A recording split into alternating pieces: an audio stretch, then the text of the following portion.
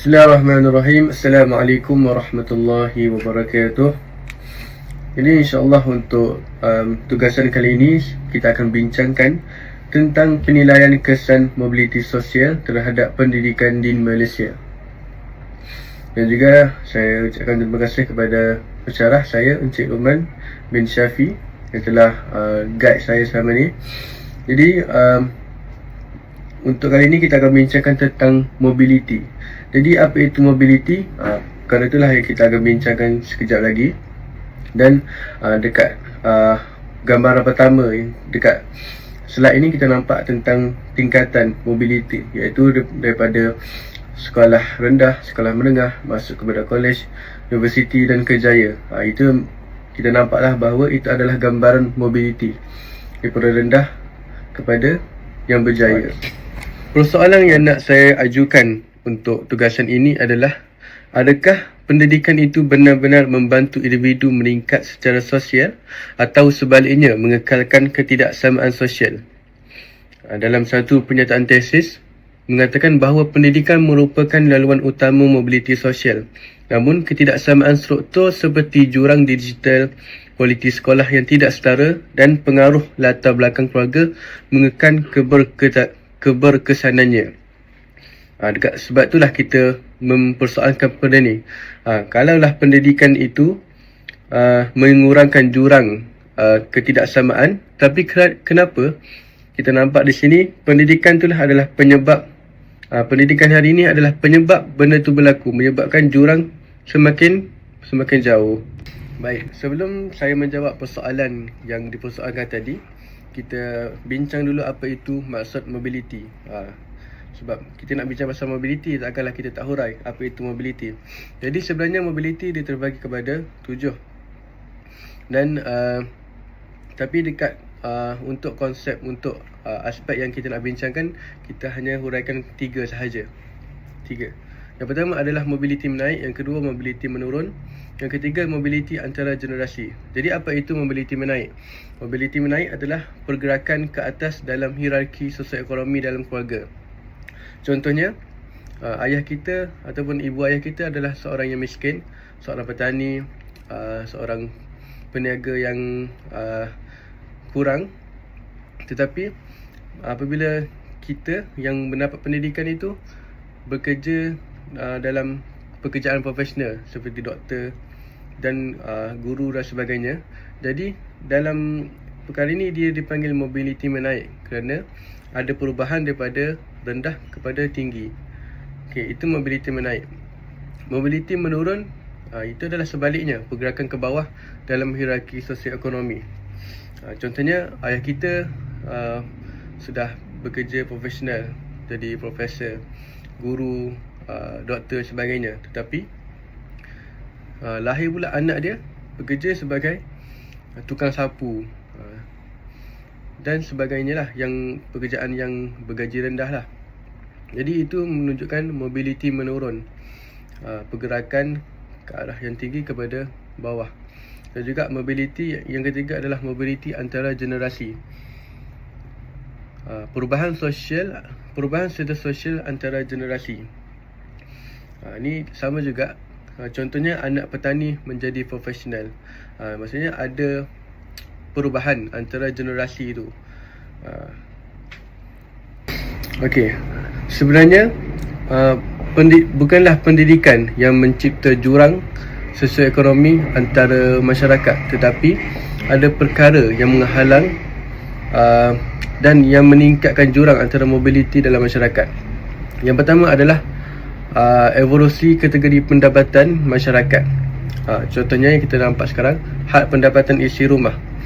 Di sini saya sertakan analisis dan inilah tentang had pendapatan isi rumah 2026. Yang pertama, seperti kita tahu, adalah kita ada T20, kita ada M40 dan terakhir adalah B40. Okey, T20 ni macam kita tahulah, orang kaya lah, pendapatan yang melebihi 13,500. Kategori dalam T20 yang tidak lagi menerima subsidi petrol dan pendidikan. Maksudnya ni adalah kategori atas lah dalam dalam stratifikasi masyarakat. Okey, yang kedua adalah M40. Pendapatan isi rumah RM5,362 hingga 11,819. Ini adalah kategori pertengahan, golongan menengah yang layak mendapat pelepasan cukai dan subsidi bersasar tertentu. Dan yang terakhir adalah B40. B40 berpendapatan RM5,351 ke bawah.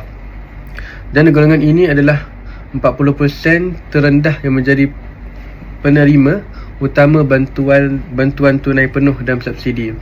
Jadi kebiasaannya golongan B40 ni banyak mendapat bantuan daripada kerajaan lah, dan banyak mendapat subsidi daripada kerajaan. Okey, kalau kita tengok pada graf di atas tu, dia ada perbandingan pendapatan median isi rumah. Dan kita nampak B40 antara tahun 2022 dan 2024 median dia tak lari jauh. Dia main 3,000 sahaja, 3,400, 3,800. Dan sama juga untuk M40 dan juga T20.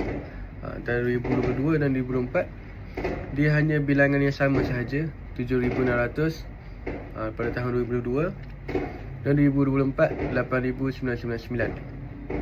Dia gap dia tak jauh sangat. Dan juga T20 15,000 pada tahun 2022 dan 2024 16,000.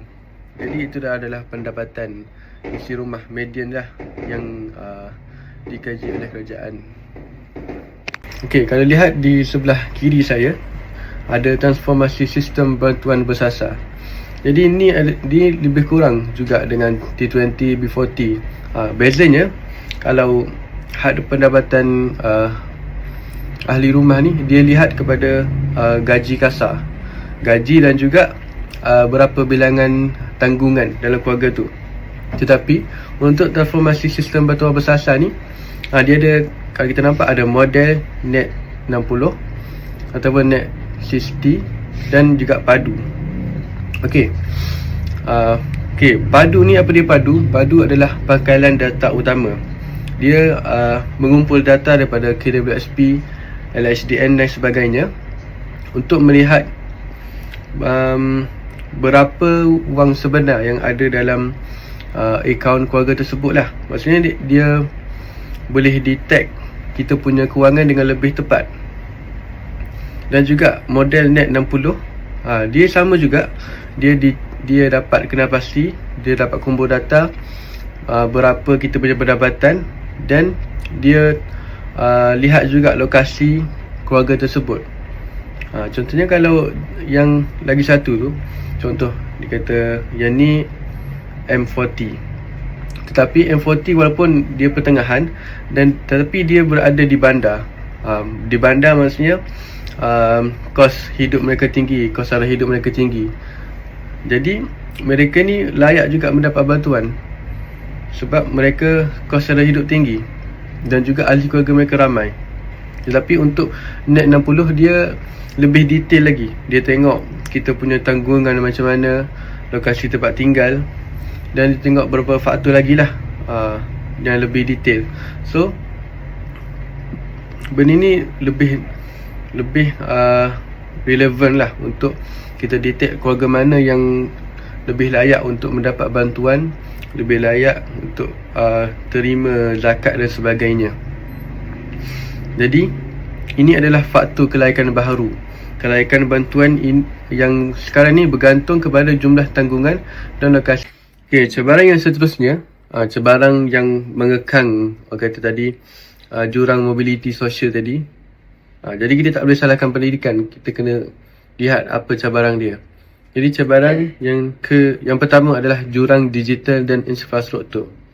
Jadi jurang digital, kita nampak pelajar daripada keluarga B40 dia kekurangan akses kepada peranti dan internet yang stabil. Kalau kita tengok kesan yang paling ketara lah semasa PKP, time COVID 2019.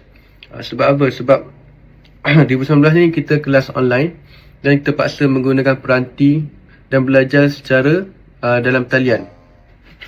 Jadi untuk keluarga yang kurang berkemampuan, mereka tak ada akses, mereka tak ada internet, mereka juga tak mampu untuk beli handphone, untuk beli laptop dan sebagainya untuk kemudahan anak mereka belajar. Jadi dekat sini berlakunya jurang digital, berlaku ketidakadilan lah, sebab di Malaysia semua layak mendapat, semua berhak mendapat pendidikan, tetapi dekat sini berlaku jurang kerana kerana ekonomi keluarga yang rendah. Dan kat sini tidak adil lah, sebab orang yang tak ada akses tak boleh belajar, dan orang yang ada akses itu boleh belajar. Okey, jadi apa inisiatif kerajaan untuk mengatasi isu jurang digital ni? Kerajaan memperkenalkan Jendela Jalinan Digital Negara, iaitu rancangan untuk meningkatkan liputan dan kualiti internet di sesuatu tempat. Dan juga Digital Educational Learning Initiative Malaysia, DELIMA, platform pembelajaran digital yang dilancarkan oleh KPM. Macam kita guna sekarang tu, email DELIMA. Jadi dengan adanya jendela dan digital ataupun DELIMA ni lah, dia lebih, walaupun dia bukan secara menyeluruh, tetapi adalah inisiatif kerajaan untuk atasi jurang digital yang menghalang pelajar untuk belajar. Jadi kesan kepada mobiliti sosial ni oleh kerana jurang digital, iaitu pelajar yang kekurangan akses digital ketinggalan dalam pembelajaran abad ke-21, kerana ia menghadkan peluang mereka untuk bersaing di peringkat yang lebih tinggi. Kerana kita tahu semua orang ada kemampuan, semua orang layak untuk belajar, tapi oleh kerana mereka kekurangan akses, bukan kerana mereka tidak pandai, mereka pandai, mereka ada mereka layak untuk belajar dan mereka layak untuk belajar yang lebih tinggi, tetapi hanya kerana mereka tidak mendapat akses, peluang untuk mereka bersaing di peringkat tinggi itu tiada. Jadi tidak adil lah. So kesan dia buruk lah kalau kita membiarkan jurang digital ini terus berlaku. Okey, kita pergi pula kepada cabaran infrastruktur, jurang kualiti sekolah dan jurang bandar dan luar bandar. Okey, perbezaan ketara yang kita nampak adalah aspek infrastruktur. Kalau dekat sekolah bandar, kita nampak sekolah mereka lengkap, ada makmal, ada dewan, makmal komputer, makmal sains dan sebagainya, ada bengkel. Jadi benda itu memudahkan murid-murid untuk belajar. Tetapi di sekolah luar bandar pula terhad, usang, sekolah mereka buruk, kelas tak cukup, tiada makmal. Jadi dia menghadkan pelajar untuk belajar dengan lebih advance. Dan juga itu aspek infrastruktur, aspek akses guru berkualiti.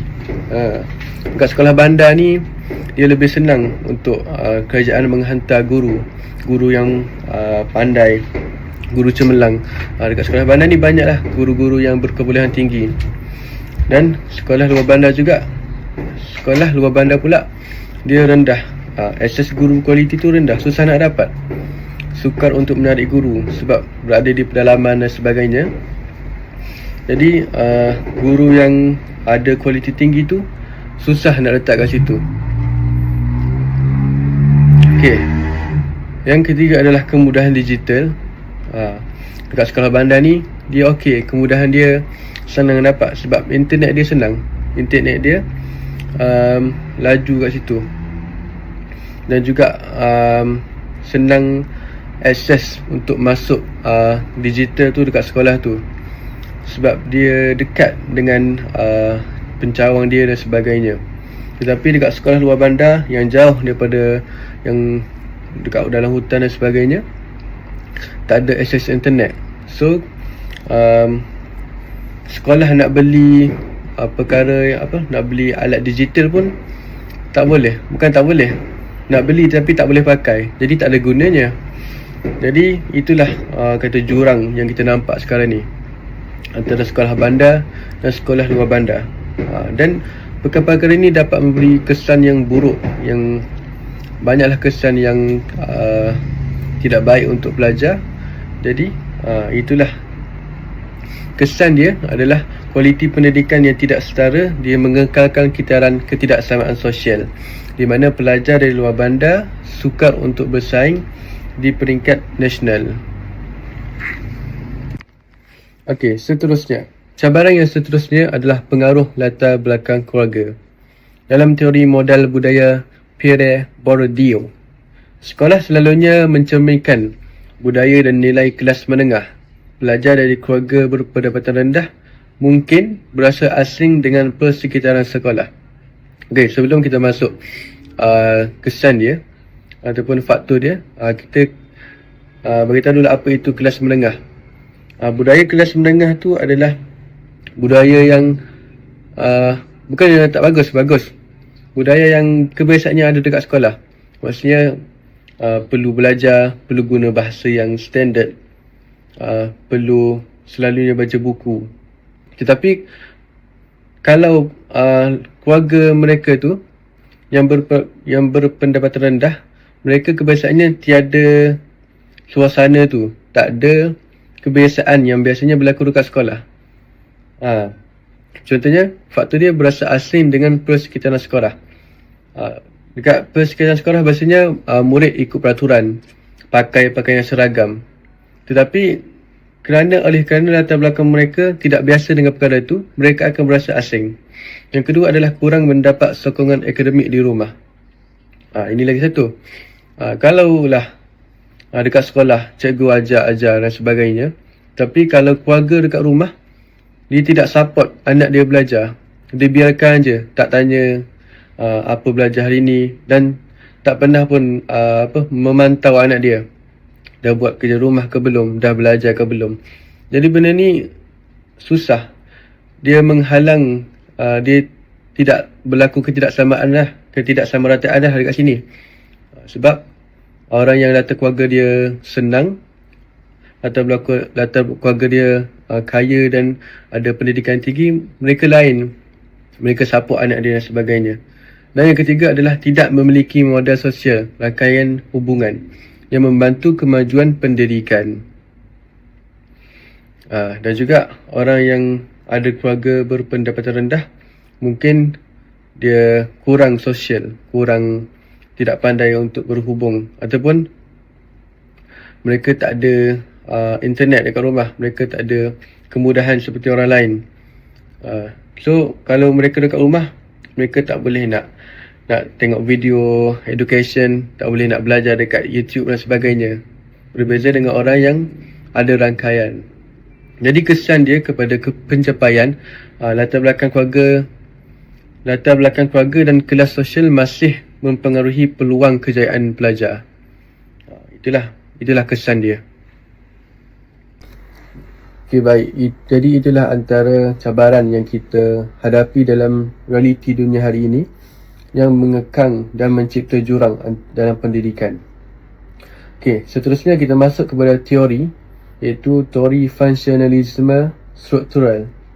Okay, jadi pandangan optimis, iaitu pendidikan berfungsi mengenal pasti dan melatih individu paling berbakat. Sistem pendidikan mengagihkan individu berdasarkan merit ataupun markah lah, mengikut bakat dan usaha mereka. Jadi dia punya kesan lah dekat Malaysia. Yang pertama, bantuan khas persekolahan BKP, bantuan kewangan kepada pelajar B40. Yang kedua, kemasukan ke MRSM atau SPP berdasarkan pencapaian akademik. Dan juga PPPM 2013 hingga 2025 fokus kepada akses pendidikan sejagat. Jadi itulah yang Malaysia buat akibat pandangan apa tadi. Contoh kita nampak ada kritikan yang mengatakan bahawa perspektif ini mengabaikan hakikat bahawa merit itu sendiri dipengaruhi oleh latar belakang sosial. Pelajar daripada keluarga kaya mempunyai lebih banyak peluang untuk menunjukkan merit. Sebab tadilah, sebab yang saya huraikan tadi. Kalau guru, kalau sistem hanya memandang semata-mata merit, perkara itu tidak adil. Sebab keluarga yang berpendapatan tinggi, mereka ada kelebihan dekat sini. Sebab mereka senang untuk mendapat pendidikan, mereka senang untuk belajar, dan dia ada kaitan dengan emosi juga. Ada bantuan daripada pelajar, ada bantuan daripada keluarga sendiri untuk belajar. Dan juga akses tadi, keluarga yang latar belakang rendah, mereka kurang akses. Ibu ayah mereka tak ada duit nak beli buku, nak beli alat untuk bantu mereka belajar lah. Nak beli, tak ada internet untuk belajar sendiri dan sebagainya. Jadi sistem merit kat sini dia kurang relevan, sebab dia berat sebelah, berlaku ketidakadilan dekat sini. Okay, yang kedua adalah teori konflik daripada Pierre Bourdieu. Kat sini dia ada 3 perkara, iaitu modal budaya. Apa itu modal budaya? Modal budaya adalah pengetahuan, kemahiran dan sikap yang diwarisi daripada keluarga. Jadi sebab itulah keluarga sangat memberi peranan yang sangat efek lah dekat sini untuk murid-murid. Yang kedua adalah reproduksi sosial. Pendidikan mengekalkan kedudukan golongan atasan. Jadi kat sini dia nak mengatakan bahawa pendidikan tu sendiri mencipta jurang, kerana yang atas akan kekal di atas dan yang rendah akan kekal di bawah. Yang ketiga adalah keganasan simbolik, pengenaan budaya kelas dominan sebagai normal. Jadi untuk kita mengatakan keadilan dan empati, sistem pendidikan yang tidak mengambil kira kepelbagaian latar belakang pelajar adalah tidak adil. Seorang pelajar yang tercicir bukan kerana kurang bijak, tetapi mungkin kerana sistem tidak direka untuknya. Jadi kat sini kita nampaklah bahawa sistem bukan salah sistem pendidikan, tetapi sistem yang tidak mengambil kira kepelbagaian latar belakang pelajar tu tidak adil. Jadi sistem itulah yang kena. Ketiga adalah interaksionisme simbolik. Kesan daripada ekspektasi guru, kesan daripada pandangan guru. Kajian klasik Rosenthal dan Jacobson 1968 menunjukkan bahawa ekspektasi guru boleh menjadi self-fulfilling prophecy, ramalan yang memenuhi dirinya sendiri. Kesan dia, guru mungkin secara tidak sedar mempunyai ekspektasi ataupun pandangan rendah terhadap pelajar daripada latar belakang B40. Jadi ekspektasi rendah ni dia membawa kepada kurang galakan dan perhatian, dan seterusnya peluang pembelajaran terhad, pencapaian akademik yang lebih rendah. Jadi apabila guru ni dia ada pandangan rendah terhadap pelajar B40 sebab dia nampak pelajar ni tak mampu nak beli buku, dia punya semangat nak belajar tu tak ada sebab tak ada galakan daripada mak ayah. Jadi guru ni dia memandang rendah. Dia merasakan bahawa pelajar ni tak ada potensi untuk berjaya, tak ada potensi untuk bijak, tiada potensi untuk menjadi bijak. Tetapi secara realitinya benda tu salah. Sebab semua orang ada potensi, tapi gurulah yang kena memahami perkara tersebut. Gurulah yang perlu memahami latar belakang pelajar. Kalaulah pelajar tu daripada B40, sepatutnya gurulah yang sepatutnya memberi perhatian lebih kepada pelajar tersebut. Dan apabila guru memandang rendah dan guru tidak memberi perhatian kepada murid tersebut, peluang pembelajaran menjadi terhad. Murid pun melihat guru tidak beri perhatian kepadanya. Kadang-kadang guru tanya soalan kepada murid yang dipandang sahaja. Murid yang B40 dia tak tanya soalan, tidak beri perhatian. Jadi murid rasa down, dan kesannya adalah pencapaian akademik yang lebih rendah. Jadi dia punya sangkut paut dia menjadi ke arah guru juga.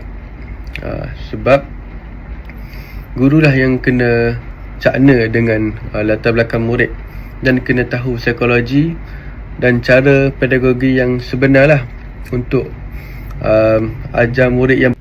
Okey, jadi apa yang guru kena buat untuk atasi perkara ini adalah guru perlu mengaplikasikan pedagogi terbeza, iaitu untuk memperkasa pendidikan inklusif di bilik darjah, pendidikan yang menyeluruh. Jadi pengajaran berbeza ni dia menyesuaikan pengajaran untuk memenuhi keperluan murid yang berbeza-beza daripada segi kesediaan, minat dan profil pembelajaran untuk memastikan akses pendidikan yang adil. Jadi pendidikan terbeza ni sebenarnya dia ada 4 elemen, tapi dekat sini dia gabungkan lah. Pertama adalah kandungan, yang kedua proses, yang ketiga produk dan yang keempat persekitaran. Tapi dekat sini dia gabungkan produk dan persekitaran. Okey, pertama adalah kandungan. Menyesuaikan topik atau bahan sumber berdasarkan tahap kefahaman dan kesediaan belajar murid.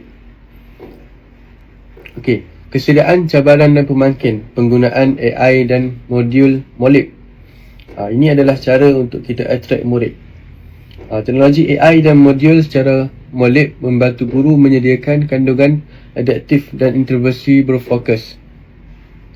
Jadi kat sini dia telah ada, kita boleh guna AI untuk tahu apa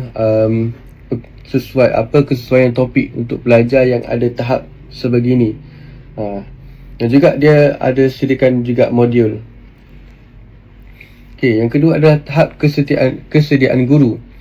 Sederhana tinggi. Guru bersikap positif namun memerlukan lebih banyak latihan profesional dan sokongan infrastruktur teknologi. Dan yang ketiga, kekangan utama pendidik. Masa penyediaan bahan yang lama dan bilangan murid yang ramai menjadi cabaran utama pelaksanaan. Okey, jadi untuk melaksanakan pedagogi terbeza ni, dia ada banyak cabaran lah, sebab kita kena lakukan banyak aktiviti untuk murid yang berbeza. Contoh untuk murid yang dia punya tahap pembelajaran lebih kepada visual, guru perlu sediakan bahan visual. Untuk auditory, guru perlu sediakan bahan auditory. Jadi kekangan masa dan bahan lah untuk buat pembelajaran terbeza. So itulah cabaran dia. Okey, elemen yang kedua adalah proses. Proses dia mempelbagaikan aktiviti seperti visual atau kinestetik untuk membantu murid memproses maklumat dengan lebih berkesan. Jadi proses dia juga kena berbeza mengikut tahap kesesuaian pembelajaran dia. Yang ketiga adalah produk dan keempat adalah persekitaran. Memberi pilihan cara murid menunjukkan penguasaan serta menyesuaikan ruang pembelajaran fizikal atau maya. Okey, jadi sebelum kita melakukan pembelajaran terbeza ni, kita kena kenal pasti murid juga. Kena pasti latar belakang dia, kena pasti cara dia belajar, cara dia untuk memahami pembelajaran. Okey, jadi hubungan jakaan guru dan hasil murid. Guru perlu memberikan jagaan tinggi untuk murid. Perlu ada ekspektasi tinggi kepada semua murid. Jadi benda ni dapat meningkatkan motivasi pencapaian dan prestasi akademik.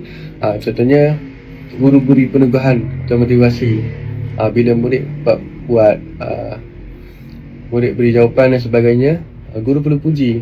Bagus murid, bagus, bagus kamu ni. Beri pujian kepada dia. Jadi itulah orang kata pedagogi terbeza yang perlu ditekankan dalam pengajaran. Okey, seterusnya kita tengok pada penilaian dasar Pelan Pembangunan Pendidikan Malaysia PPPM 2013 hingga 2025. Jadi antara aspirasi PPPM adalah, yang pertama adalah akses pendidikan berkualiti untuk semua. Yang kedua adalah membangunkan potensi individu. Yang ketiga, melestarikan sistem pendidikan yang berkualiti. Jadi dekat sini dia ada beberapa kritikan daripada aspirasi PPM tadi. Dan juga kritikan ini dia ada bukti dia lah. Contohnya untuk akses sejagat. Kritikan dia 24% kanak-kanak tidak memiliki kemahiran asas sebelum memasuki tahun 1. Maksudnya nak kata kat sini, kanak-kanak masih lagi belum dapat akses sejagat tu, walaupun itu adalah aspirasi PPPM. Yang kedua adalah guru berkualiti. Kritikan dia, 40% guru melaporkan bahawa mereka kurang latihan dalam pedagogi terbeza. Kat sini belum tercapai lah maksudnya. Yang ketiga adalah pembelajaran berkesan. Murid tahun 5 42% tidak mahir membaca berbanding 34% di negara setaraf. Maksudnya kurang lah kat sini. Walaupun PPM mengatakan pembelajaran berkesan, tapi hasil dia masih kurang, masih tidak mencapai. Okay, seterusnya adalah kita tengok kepada idea baharu ataupun cara cadangan untuk tangani mobiliti sosial dalam masyarakat, dalam pendidikan. Okay, idea yang pertama adalah program bimbingan komuniti digital, iaitu mewujudkan pusat pembelajaran komuniti di kawasan perumahan awam PPR, menyediakan akses internet laju, tuition percuma dan mentor dewasa secara konsisten. Bukan sekadar memberi peranti tetapi sokongan yang berterusan. Jadi idea ni adalah untuk kita mengurangkan jurang digital tadi. Sebab kita tahu bila berlakunya jurang digital, pelajar tidak dapat peluang lah. Tidak ada keadilan dekat situ. Jadi ini adalah idea atau inisiatif untuk tangani perkara tersebut. Menyediakan akses internet. Jadi apabila murid yang kurang, yang ada latar belakang rendah ni, keluarga yang kurang duit ataupun ekonomi rendah, bila mereka mendapat benda ni, so mereka senanglah untuk mendapat pendidikan, senang untuk belajar dan sebagainya. Jadi tidak adalah lagi jurang digital tersebut, andai kata benda ni berlaku secara menyeluruh. Okey, ada yang kedua adalah kepelbagaian guru, Teacher Diversity Initiative. Merekrut dan melatih lebih ramai guru dari latar belakang B40. Guru, kenapa? Sebab guru yang latar belakang B40 ni dia memahami cabaran sebenar pelajar daripada komuniti yang sama. Meningkatkan hubungan guru murid dan ekspektasi positif. Kerana sebab kalau guru tu sendiri tidak memahami latar belakang murid dan guru tak pernah mengalami apa yang murid alami, benda tu susah lah. Benda tu akan menjadikan guru kurang cakna tentang latar belakang murid. Sebab guru tak pernah alami, tak ada pengalaman hidup susah. Jadi itu dipanggil profiling murid. Profiling sangat penting sebab kita nak cara untuk kita dekat. Okay, idea yang ketiga adalah latihan pedagogi pembezaan wajib. Iaitu semua guru menjalani latihan pedagogi pembezaan differentiate instruction ataupun differentiate learning. Fokus kepada mengenal pasti potensi setiap pelajar tanpa mengira latar belakang. Jadi sebab pedagogi terbeza ni agak susah. Jadi untuk kita latih ataupun letakkan perkara tersebut dalam diri guru, kita perlu ada latihan yang wajib lah, supaya semua guru dekat sekolah, tak kisah di bandar ke luar bandar, pandai untuk laksanakan pedagogi terbeza ni. Sekaligus dapatlah kita tangani dan kita kurangkan jurang mobiliti sosial tadi. Okey, sekarang kita sudah berada di penghujung dan juga tadi kita telah jelaskan lah cabaran yang berlaku, teori dan juga cara untuk kita tangani mobiliti sosial dalam pendidikan ni. Jadi dapat kita simpulkan bahawa pendidikan di Malaysia ibarat pisau bermata dua. Ia adalah enjin mobiliti sosial.